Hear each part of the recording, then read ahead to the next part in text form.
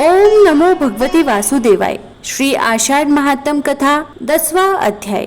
सूत जी बोले, हे शौनकादिक ऋषियों, पिछले अध्याय में आपने सुना कि राजा धर्मवीर, धनपाल और धर्मपुरी के लोगों ने बाढ़ में फंसी गौ माताओं की सेवा की। उस निस्वार्थ सेवा से भगवान श्री हरि अत्यंत प्रसन्न हुए और महर्षि ने सबको उपदेश दिया कि गौ सेवा से मनुष्य के हृदय में करुणा जागृत होती है।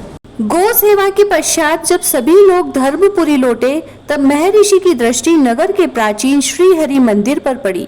मंदिर के आंगन में वर्षों पुराना तुलसी चौरा था, परंतु उसकी पत्तियां मुरझाई हुई थी। यह देखकर महर्षि कुछ क्षण मौन हो गए। राजा धर्मवीर ने उनके गंभीर मुखमंडल को देखकर पूछा, गुरुदेव, क्या कोई अशुभ संकेत है? महर्षि बोले, राजन, अशुभ नहीं, ये भगवान का संकेत है।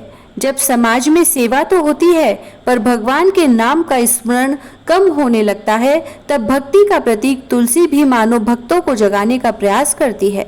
यह सुन राजा ने तुरंत उसी दिन राज्यसभा बुला ली। सभा में राजा, धनपाल, सुभद्रा, मंत्री, ब्राह्मण और नगर के अनेक लोग उपस्थित थे। महर्षि ने कहा, हे धर्मपुरी वासियों, गौ सेवा, अन्नदान और दया भाव अत्यंत श्रेष्ठ है, परंतु यदि इनके साथ भगवान का स्मरण न हो तो मनुष्य का मन धीरे धीरे संसार में उलझ जाता है। तुलसी माता भगवान श्री हरि को अत्यंत प्रिय है। जहाँ तुलसी का सम्मान होता है, वहाँ भगवान की कृपा सहज ही प्राप्त होती है। धनपाल ने विनम्र होकर पूछा, गुरुदेव, तुलसी सेवा का सबसे सरल मार्ग क्या है?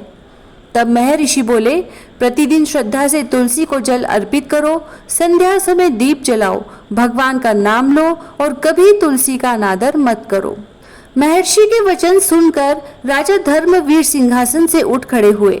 उन्होंने घोषणा की, आज से आषाढ़ मास के शेष दिनों में धर्मपुरी का प्रत्येक परिवार अपने घर की तुलसी के पास दीपक जलाएगा। राज्य के सभी विष्णु मंदिरों में तुलसी पूजन होगा और संध्या के समय श्री हरि का संकीर्तन किया जाएगा। यह सुन उसी क्षण पूरी सभा में आनंद छा गया। उस संध्या धनपाल अपनी पत्नी सुभद्रा के साथ मंदिर पहुंचा। उसने तुलसी माता को जल अर्पित किया, घी का दीपक जलाया और हाथ जोड़कर बोला, हे भगवान श्री हरि, आपने मुझे धन दिया, फिर विनम्रता दी। अब मुझे ऐसी बुद्धि दीजिए कि जीवन भर धर्म के मार्ग पर चल सकूं। सुभद्रा ने भी प्रार्थना की, प्रभु, हमारे घर में सदैव दया, श्रद्धा और संतोष बना रहे। उसी समय एक मंद सुगंधित वायु चली। तुलसी की सूखी डालियों पर हल्की हरियाली दिखाई देने लगी। मंदिर में उपस्थित सभी लोग आश्चर्यचकित रह गए।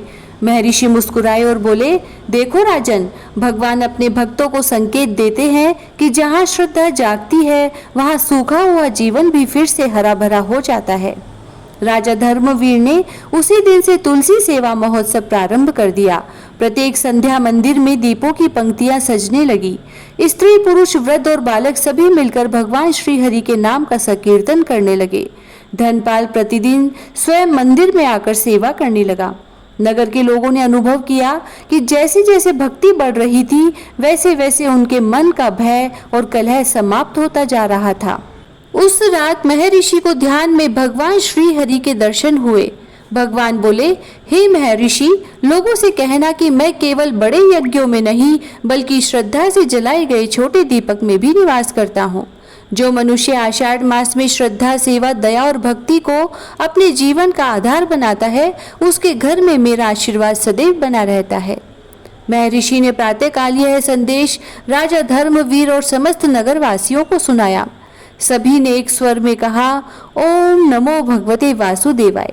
फिर सूत जी बोले, हे शौनकादिक ऋषियों, धर्मपुरी में अब दान, गौ सेवा और तुलसी सेवा तीनों का सुंदर संगम हो चुका था, परंतु भगवान श्री हरि अपने भक्तों को एक और महान धर्म का महत्व समझाना चाहते थे, जलदान। आषाढ़ की वर्षा के बीच भी एक ऐसी घटना घटी जिसने पूरे राज्य को सिखाया कि समय पर दिया गया एक लोटा जल भी 1000 स्वर्ण मुद्राओं के दान से बढ़कर हो सकता है।